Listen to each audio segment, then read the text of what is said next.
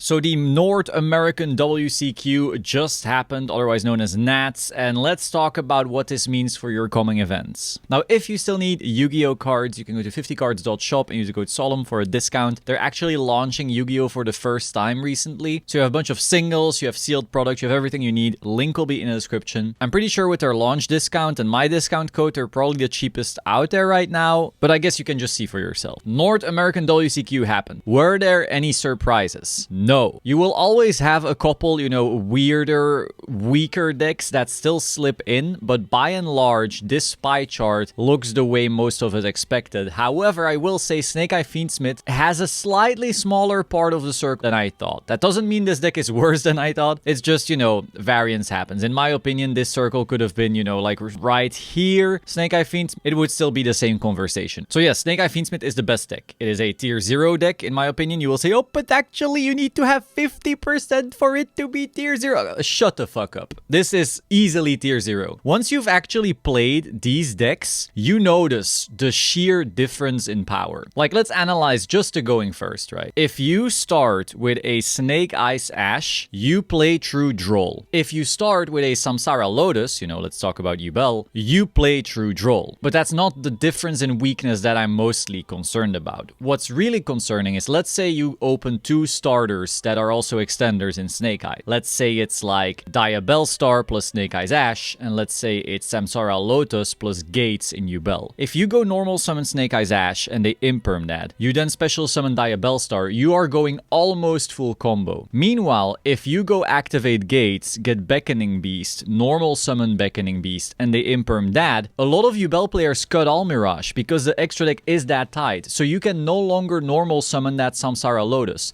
So your one starter got stopped by your imperm, but you are no longer playing through it, even though you have another extender. Meanwhile, Snake Eyes is like, whatever, I don't care. Now you could say, put in the Almirage again, but then you're cutting maybe Diaceray, or maybe you're cutting Appo, or maybe you're cutting Muckraker. You could say, oh, Muckraker isn't that needed. If you want to do one Tractus lines, Muckraker is needed. Without Muckraker, you have slightly less one-card starters, less so than Snake Eyes Ash, and so, it's so hard, The luxury of fitting Almirage is so important, but that's also not where things end, because going back to Droll, if you go activate Gates, add Beckoning, you get Drolled there, your other Samsara push isn't really creating as much value anymore because now your Nightmare Pain can't search Squirmer. Meanwhile, if you normal summon Snake Eyes Ash, you add Poplar, they draw you there, the Diabellstar is still creating insane amounts of value. And so the more comparisons like this you make, the more obvious it becomes that the Snake Eyes deck just plays true hand traps better than Yubel. And all the times where you're like, oh, but Yubel plays true hand traps so well, you're really just remembering the times you opened God hands. Snake Eyes can open God hands just as well as Yubel. Snake Eyes can open like the OSS and the Field Spell and Fiendsmith and Diabellstar and Snake Eyes Ash, like all these little pushes through every single hand trap in the universe. Yubel can do that too,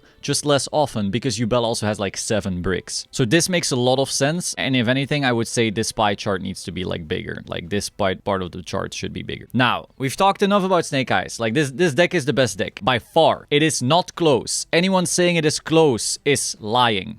So let's talk about like the other decks and then we'll get into specifics. Tenpai is the second best deck and Yubel is the third according to this chart. In my opinion, Yubel is second. Yubel should be second, Tenpai third, but whatever. I think these two decks need to just get luckier than Snake Eyes does. If you play 1 billion games, Snake Eyes will always come on top because it's simply better. However, you only have a couple rounds in a tournament, and so if it's your day, you will, just sack. If you go to Tenpai decks, like you open them up, let's see, boom, shifter. There you go. That's your 33% added win rate right there, just in that card. Now let's see, were they on Heatwave? They were not on Heatwave, but they were on Power Filter. That's really interesting. So if you are a Tenpai player and you just sack with shifter all day, you're gonna have a very good time, And that is something that other decks do not have. Also, Tenpai can sometimes just open, some hand trap combination and you semi-pass and then they auto OTK. okay, cool, you won. You just need to do that often, like very often. Anytime there is a full board, Tenpai will not break it. Tenpai is not breaking full boards unless, you know, the other side messed up. And they might mess up. I would maybe mess up, especially on stream and stuff, you know, stress happens. But in general, if another deck is allowed to play somewhat, Tenpai will never break it. And if they are allowed to play like a semi-board, they will also not break it. So this deck is kind of fake in that regard. However, you have your 33% win rate right here at the minimum. And then you have all the hands where you open Imperm plus Ash and they only had 2 pushes and you also win on the spot. And then you have the hands where they go like Bonfire at Snake Eyes Ash and you draw that and they can't play through it, and that's also in your win percentage. And so that all compounded gives Tenpai a win rate.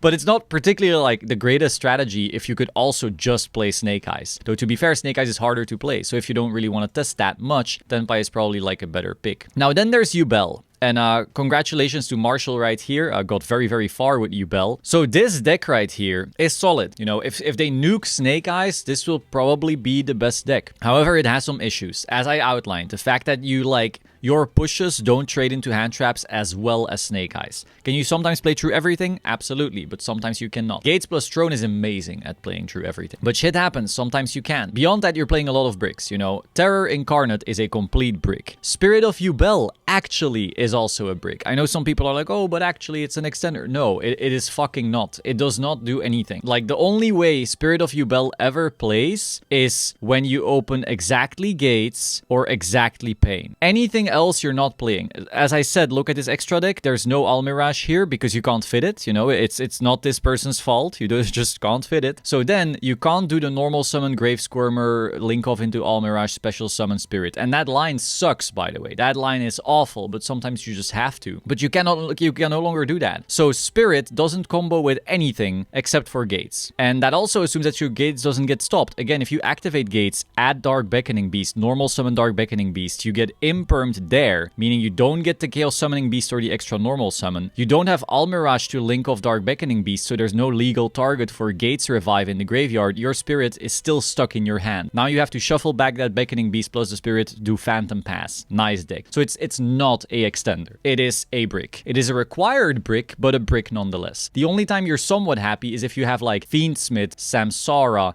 and then 2 of these, because then at least you make hard Phantom. But that's like not realistic, and you're also going -2, so it feels awful. So brick, brick, brick, brick. Sharvara. Now that I will give you is an extender, but it's also not a starter. And the important distinction here is that Snake Eyes, almost every starter, is also an extender. Meanwhile, our extenders are almost never starters. So again, this is like a fine card to draw, but so that's 4 cards that are already dog shit. Then you have 3 Fiendsmith. Awesome card. Pretty mid as a starter in comparison to Samsara, but Samsara is an amazing starter. You know, that's probably the best part about this deck, that Samsara actually creates almost as much value as Snake Eyes Ash on its own. The only weakness, of course, that if you normal summon this and you activate its effect, you get Ash there, you're left with nothing. Whereas if your Snake Eyes Ash gets ashed, you still have the body, which means you probably have some better Fiendsmith pushes later. So it's weaker than Snake Eyes Ash, but it's still really good. Fiendsmith is quite a bit weaker because the weird Aerial Eater revive line when you start with Fiendsmith is like a whole lot of a weaker combo. Then you have Dark Beckoning Beast. Again, an okay starter.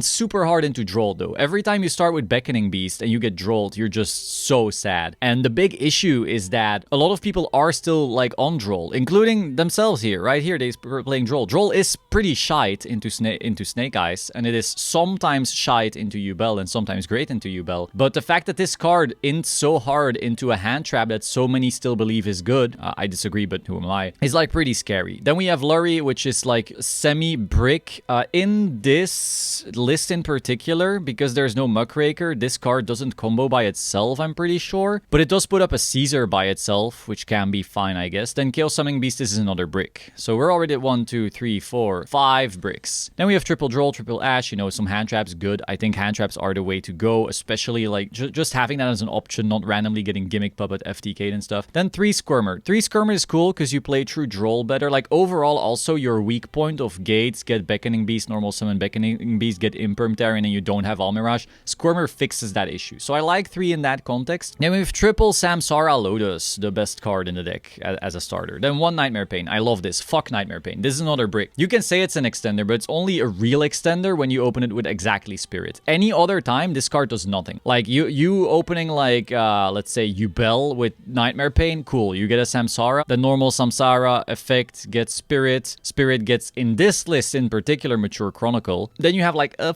few plays, but it's still, you're not popping the Spirit, so you don't get the Squirmer, and so you get hella stuck. So it's not really a starter whatsoever. It's barely an extender. Calling this an extender is an affront to real extenders, like Diabell Star. Then we have Triple Gates. This is an amazing card. This is the follow-up in the deck. And then the Mature Chronicle. This one I found a bit odd. Like, it lets you play through Droll and Nib sometimes, which is cool. It's also cool when you already have Nightmare Pain, your Spirit has something to search, but I don't know if in a deck of bricks you can afford more bricks. Because again, we're already at 1, 2, 3, 4, 5. Without Raker, 6, 7. Now we're at 8. 8 bricks in this deck. I know some people will disagree if one of them is a brick or not, but it's 8 bricks. So then Nightmare Throne, awesome card. 2 Tractus. Tractus is like a really solid extender, but without Muckraker, it's not really a starter. I think it's only ending on Caesar then. I think it's similar story to Lurie, basically. In Tractus's defense, if you open Tractus plus a normal summonable anything, it is still going to be combo. But overall, it's an extender, not a starter without Muckraker. Then 1-for-1, awesome card right now. It can get you both Samsara Lotus and Lurie and Squirmer, so you're always playing through stuff with this card. Very happy that they were playing this, because I was playing this as well when I was testing YuBell. You know, it was like cuttable to some when Fiendsmith came out, but this card is so good at playing through shit in this deck in particular. You know, in Snake Eyes it's already pretty solid, but in this deck, holy shit, you have access to your best starter, your best extender, and your Fiendsmith cards. Then Terraforming, Call by in the main. Okay, I mean, like I said, we don't play through hand traps as well as Snake Eyes. Then other bricks, we're already 9 bricks in this deck, and then triple Imper. So yeah,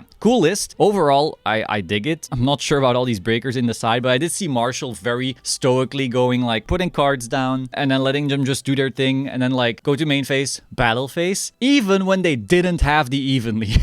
Like, I'm pretty sure one game they just said battle phase and hoped that the person would make the SP, and then they did, and then they just stayed in main and kept playing, so that was cool. But I think overall, breakers are very fake into Snake Eyes. It is very good into other stuff, but into Snake Eyes, if it's piloted optimally, like they end on like Desiree, Apollo, the Bunny, the Set Azaroon, Promethean Princess Flamberge, which is the 2-card combo, I mean, you're not fucking beating that with breakers. It almost never, basically. Even Evenly Droplet sometimes doesn't break that, because they keep the Flam, get all the follow-up, they still have Fiendsmith follow-up, maybe. They have Snake Eyes follow-up, they still have a pop, and they still have their hand traps. Like, it is very, very, very painful. And maybe they have skill drain, too. That's another thing. People are, like, talking about, oh, YuBell plays so well under skill drain.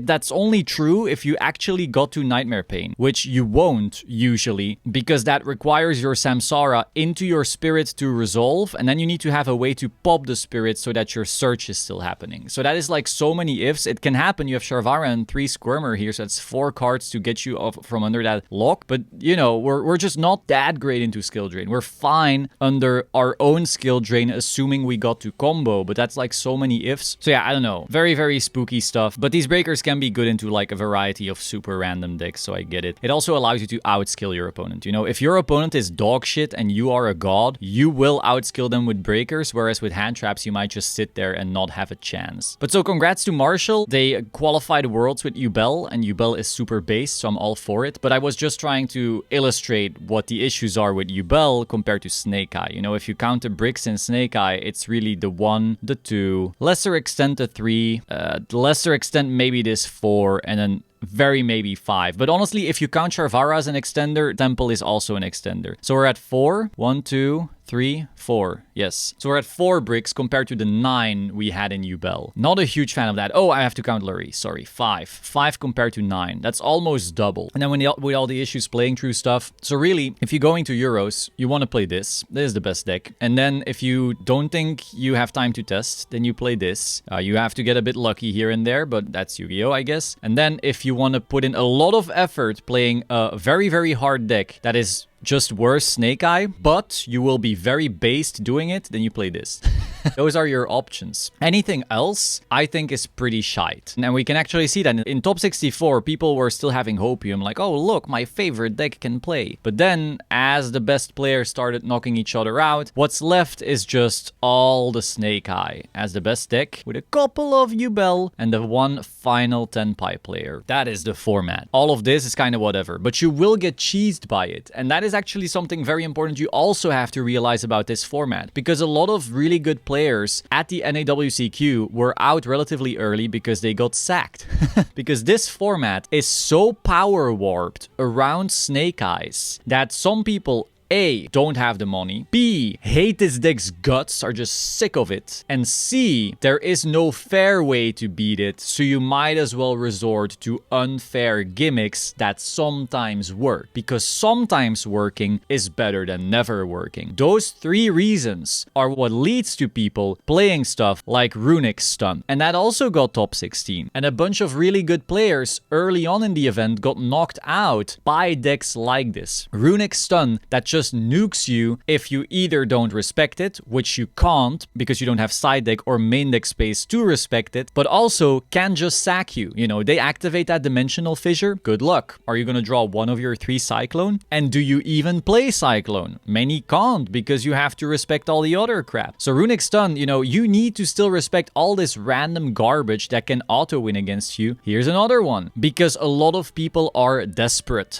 They are desperately trying to find a way to sometimes beat Snake Eyes. It's better than never. Ritual Beast is another one of these. Like, Ritual Beast is Protoss Colossus Turbo, and not being able to tribute with the link is really cool because Snake Eyes does a lot of tributing. But in the end, it's still just a shifter deck that needs to sack, can't really go second that well, dies to Mulchummy, sometimes Nib. It's like, it's a fine deck, but it's a really hard deck. Why are you putting in so much effort when you could be playing Snake Eye? But maybe you hate Snake Eye's guts. I get that. Then we have Labyrinth. I don't really have a big opinion on Labyrinth. Like, they swapped back to this trap floodgate version with a equation cannon, which is really spooky, and no one's playing Bell, so this deck got even better. You can also just get sacked by that, you know, the Gozens, the rivalries, all of this crap. Then here, Vanquish Soul. This is just another shifter turbo deck, but this one actually isn't normal Vanquish Soul. This is Fire King, Vanquish Soul, Snake Eyes, Parallel Exceed. Wow, yeah, this is something. This is 60 cards as well. This is very based. Then we have Tier, of all decks, fucking Tier. I like it. It's not even playing the Fiendsmith cards. This is just regular ass Tier. Okay. And then Memento. Memento is pretty spooky, actually. Like, if they go uninterrupted, holy shit, you're never breaking that board. Except for with Evenly. And the Fiendsmith cards also help a lot. Like, Aerial Eater makes this deck way, way better. Another Runic Stun. Gimmick Puppet. That's also how a lot of good players just got cooked, because this deck can just sack you, you know? Like, they go first, you didn't have a hand trap, you can't even play through a board because you literally have 0 life points. There's a couple like that. A lot of good players just got destroyed by that, especially because a lot of good players weren't playing Droll anymore because the card is actually ass into Snake Eye Fiendsmith, and no one's on Crow. Crow is really good. If you Crow that quick play spell, they go home. But do you play Crow right now? I think it's a pretty good card, but a lot of people don't think so. So there you are. Gimmick Puppet can randomly just cook your day. Here's another Gimmick Puppet. Then we have some YuBell, Snake Eye, Tenpai, and finally a Rich. So yeah, the format is Snake Eye. If you can get a little bit luckier, Tenpai and YuBell. And then people who do not wish to play Snake Eye, but will try to sack you. And you need to respect all of it. And the things you need to play to respect all of it are completely different from deck to deck. If you want to respect Gimmick Puppet, you want to play Droll, Crow, maybe Dogwood. If you want to respect Runic Stun, you need to play Cosmic, maybe Droplet for the weird floods that some people dare to play, maybe a Lightning Storm Duster if you can like pair it with a Droplet or an Imperm, or if they already flip their skill drain, then you can just activate it. If you want to respect Ritual Beast, I suppose you're fine enough with just the Molchummy and the Nib that you're already playing. If you want to respect Despia, you play Bestials, which some people are already playing inside Snake Eyes for the mirror. If you want to respect Lab, you suddenly have to play Bell. And so you need a lot of different things to respect random decks that will cook you, while you really should be respecting Snake Eye, which is the tier 0 deck. Now, if we look at this list, it's pretty cool. It is a billion hand traps. It is Bestials, because apparently those are good. And then Rabbit, which was the newest addition position because I guess if you don't play Quip, which is something a lot of pros have chosen not to do, then at least you can turn 2 bodies into this. Plays pretty well into hand traps. It's also pretty cool to play around Nibiru in weird ways, because if you have been hand trapping your opponent and they keep on going, at one point you can nib them, but you never know when, because at any point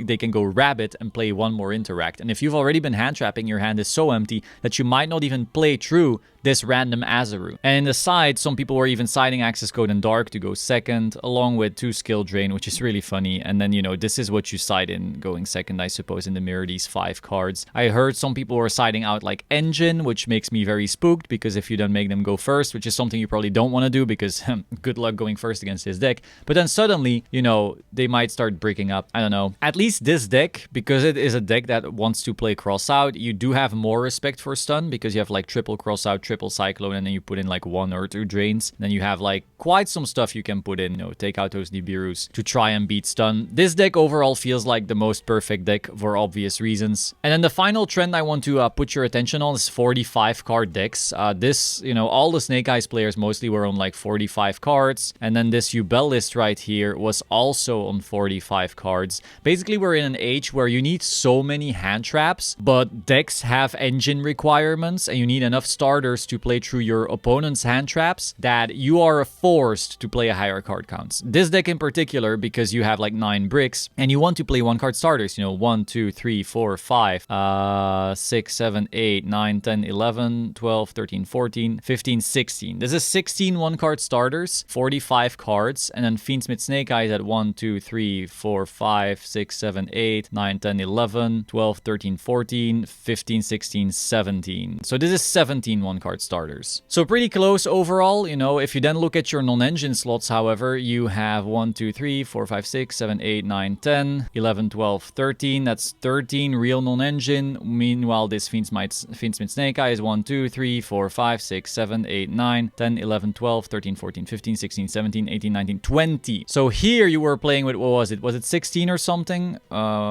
Here you're playing with 13 non-engine, was it? Whereas here you're playing with 20, because you could replace all of the shitty bricks and non-extenders with just non-engine. That's why this deck is better. But those are your options. I hope you found this enjoyable. If you still need to go to your Euros, enjoy. It will be this. You will get sacked by this, and you might even get sacked by this. If you still need any cards, 50 cards.shop. Use the code Solemn for a discount, and I will see you soon. Ciao.